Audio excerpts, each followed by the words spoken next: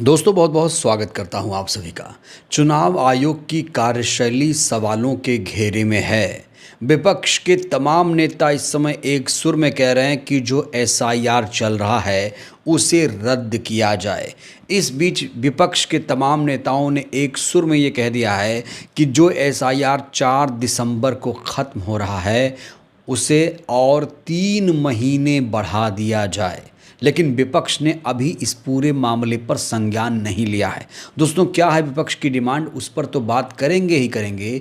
लेकिन इस बीच इस पूरे मामले में एंट्री हो गई है ज्ञानेश कुमार की बेटी मेधा रूपम की। वहीं ओवैसी ने एसआईआर ईवीएम को लेकर एक बहुत बड़ा बयान दिया है, जिसके बाद वो खुद ही विपक्ष के निशाने पर आ चुके हैं।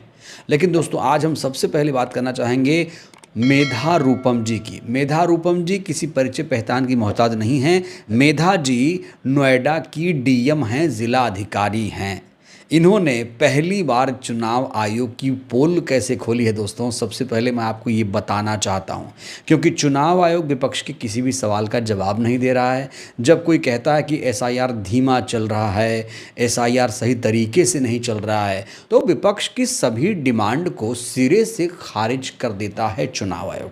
लेकिन अब चुनाव आयोग को आईना दिखा रही हैं डीएम मेधा रूपम, जो कि ज्ञानेश कुमार की बेटी हैं, आईएएस अफसर हैं। दोस्तों इनका सबसे पहले बयान देख लेते हैं। इन्होंने क्या कहा है कि एसआईआर बहुत धीमा चल रहा है। अगर ऐसे ही एसआईआर चलता रहा तो 4 दिसंबर तक टारगेट पूरा नहीं कर पाएंगे। यही बात तो विपक्ष के तमाम नेता भी कह रहे हैं कि एसआईआर निष्पक्ष नहीं चल रहा है, धीमा चल रहा है। किसी के घर में अगर 6 वोट है तो 2 लोगों को फॉर्म मिल रहा है। आरोप तो ये भी लग रहे हैं कि यूपी के हर सीट पर 50-50 हज़ार वोट काटने की तैयारी चल रही है। लेकिन अब इसी बात पर मुहर लगाती हुई नजर आ रही हैं नोएडा की डीएम मेधा रूपम। एसआईआर की प्रक्रिया से मेधा रूपम न सिर्फ नाराज नजर आ रही हैं धीमी प्रक्रिया की वजह से, साथ ही साथ उन्होंने खुली धमकी भी दे दी है। उन्होंने कहा है कि जो कर्मचारी एसआईआर प्रक्रिया में लगे हुए हैं, अगर ऐसे ही धीमी गति से एसआईआर चलता रहा तो हर लापरवाह कर्मचारी का 1 दिन का वेतन काट लिया जाएगा। तो 2 महत्वपूर्ण बात कही है इन्होंने ये एक्सेप्ट किया कि जो एसआईआर की प्रक्रिया है वो धीमी चल रही है, और धमकी दे दी, कर्मचारियों को धमकी दे दी कि भाई सही तरीके से काम करो, जल्दी जल्दी काम करो। दोस्तों आपको ये तो पता ही है कि उत्तर प्रदेश सबसे बड़ा स्टेट है जनसंख्या की दृष्टि से। यहाँ करीब करीब 25 करोड़ की आबादी रहती है। अब बताइए क्या 25 करोड़ की आबादी का एसआईआर क्या 1 महीने में हो सकता है क्या? आप लोग दोस्तों बताइए। मैं चुनाव आयोग से पूछना चाहता हूँ, ज्ञानेश जी से पूछना चाहता हूँ, ज्ञानू से पूछना चाहता हूँ। ज्ञानू जी आप बताइए, ये जो एसआईआर यूपी में चल रहा है वो 1 महीने में पूरा हो पाएगा क्या? और अगर नहीं हो पाएगा तो क्या इसके लिए आप कर्मचारियों पर दबाव डालेंगे? आप लोगों ने पहले ही कर्मचारियों पर इतना दबाव डाला है कि बीएलओज आत्महत्या तक कर रहे हैं, बीएलओज अपनी जान दे रहे हैं। देश के अलग अलग राज्यों में बीएलओज की मौत हो रही है, कहा जा रहा है उन पर बहुत ज़्यादा दबाव है, प्रेशर है। और अब आपकी बेटी ने ही खुले तौर से धमकी दे दिया कि भाई अगर काम समय से पूरा नहीं हुआ तो हम वेतन काटेंगे। क्या ये उचित है? डीएम मेधा रूपम ने जिस तरीके से कर्मचारियों को धमकी दी है, सोशल मीडिया में इसको लेकर खास तौर से लोगों ने नाराज़गी जाहिर की है। एक यूज़र लिखते हैं कि जब पापा भारत के चुनाव आयोग के चीफ हों और बेटी ज़िले की डीएम, तब काम में टेंशन दिखना तो तय है। एसआईआर अभियान धीमा चला तो मेधा रूपम जी ने तुरंत वेतन काटने का फरमान सुना दिया। लगता है पापा का आदेश, बेटी के एक्शन, दोनों की जोड़ी से सरकारी बाबुओं के अच्छे दिन आ गए।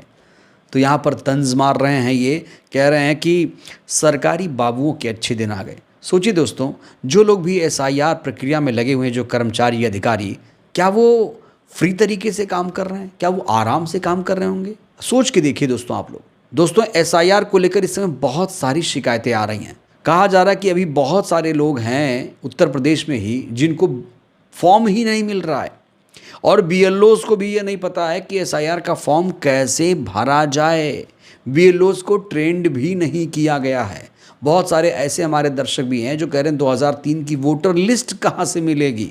हालांकि इस पूरे मुद्दे पर हमने 2-3 वीडियो दोस्तों ऑलरेडी ही बना दी है। तो उत्तर प्रदेश में जिस तरीके से एसआईआर का अभियान धीमा चल रहा है, इस बात को एक्सेप्ट कर लिया है ज्ञानेश जी की बेटी ने, जो कि डीएम हैं, और अब लगे हाथ विपक्ष ने एसआईआर को 3 महीने बढ़ाने की डिमांड कर दी है। दोस्तों ये डिमांड आई है समाजवादी पार्टी की तरफ से। समाजवादी पार्टी ने इलेक्शन कमीशन को इसके लिए एक लेटर ही जारी कर दिया।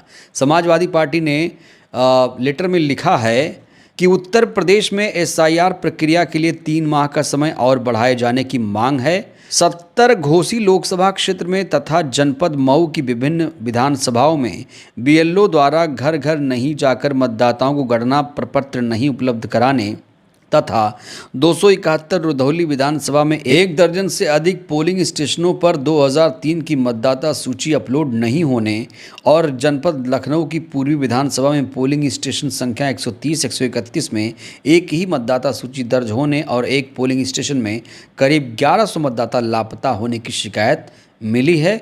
इसलिए एसआईआर की प्रक्रिया को 3 महीने और बढ़ाया जाए। ये दोस्तों आप लेटर देख सकते हैं, बहुत ही लंबा चौड़ा लेटर लिखा गया है समाजवादी पार्टी की तरफ से।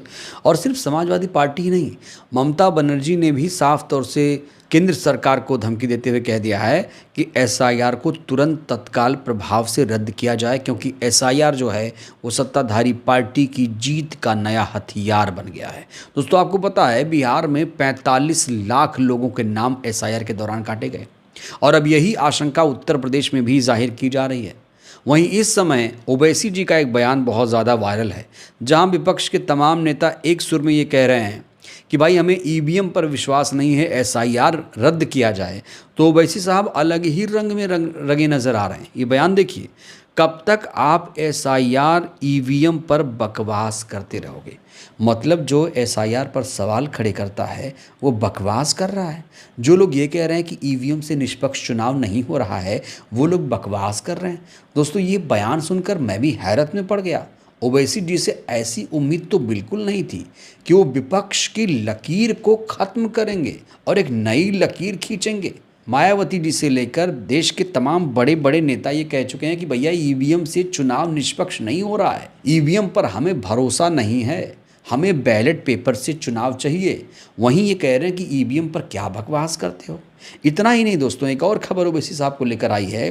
कहा जा रहा है कि इन्होंने नीतीश कुमार सरकार को समर्थन देने का ऐलान कर दिया है। जी हाँ दोस्तों, खुले मन से इन्होंने नीतीश सरकार को समर्थन देने का ऐलान कर दिया है। विकास केवल राजधानी पटना और पर्यटन स्थल राजगीर तक सीमित नहीं रहना चाहिए। हम नीतीश सरकार को समर्थन देने को तैयार हैं, लेकिन सीमांचल को न्याय मिलना चाहिए। समर्थन देने की शर्त चाहे जो भी हो, तो क्या आप एनडीए सरकार का समर्थन कर देंगे? दोस्तों क्या ये जायज़ लग रहा है आपको? क्या ओवैसी जी का ये कदम आप सभी को जायज़ लग रहा है?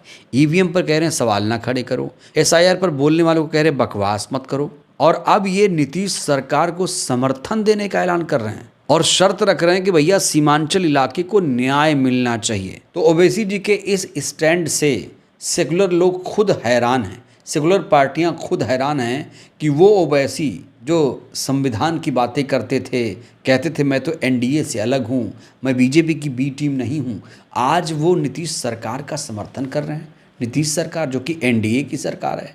दोस्तों नो डाउट नीतीश अच्छे नेता हैं, लेकिन उनका जो विरोध अभी हो रहा है वो विचारधारा को लेकर हो रहा है कि वो जिस विचारधारा के साथ गए हैं उसको लेकर लोग सवाल खड़े कर रहे हैं। और अब ओवैसी जी के इस बयान पर भी बवाल मचा हुआ है, जहां उन्होंने एसआईआर का समर्थन किया, ईवीएम का समर्थन किया, और अब वो नीतीश सरकार को समर्थन देने की बात कह रहे हैं।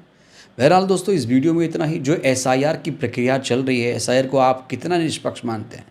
ज्ञानेश कुमार जी की बेटी मेधा रूपम ने जो कुछ कहा उससे आप लोग कितना सहमत हैं? और क्या लगता है क्या एसआईआर 4 दिसंबर तक पूरा हो पाएगा? क्योंकि विपक्ष ने अब इसे 3 महीने आगे बढ़ाने की मांग कर दी है। चुनाव आयोग इस डिमांड को पूरी करेगा। दोस्तों मुझे तो बहुत कम उम्मीद है। आपको क्या लगता है? राय दीजिएगा। धन्यवाद।